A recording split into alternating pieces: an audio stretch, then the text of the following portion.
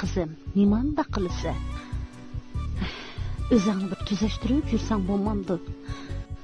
Sana qarsam, men tugishib ketyapman. O'zingni oyimsan, meni o'zim oyig'in. Men shu sen yaxshi bo'lsin deb shunda qilyapman. Bunda qilsam, meni tugashtirib etsan, Juma. Yaxshi bo'lsin deysan. Hargizni bunda qilmagan bo'lar edim. Meni hikmatdan ayirib etmaydim. Jismimizni ayirib etganing bilan qalbimizni ayirib etmaysan. Sening xiyoling yana shu hikmatdimi? U sening beshingni o'ylantirib etgan o'xshamamdi. Malla hayot bo'ladi ekanman, sening uning bilan aralashganingni bir ko'ray. Men sizni o'tkazib kelgacha mush joyingda midirlamay o'tirsa.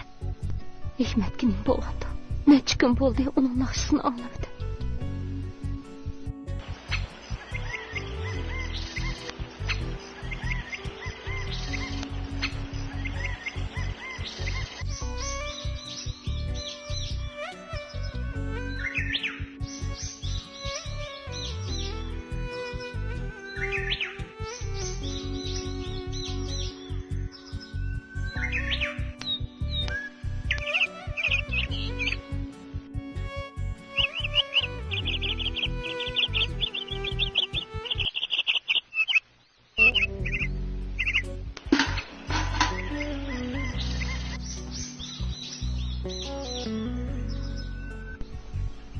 Hikmet Lale'ye yazan xetide nemilen dedi ki o qaytib kelsa Lale bilan to'y qilib ketaman.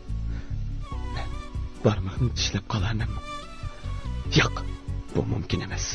U mening, uni meningdan hech kim torta olmaydi.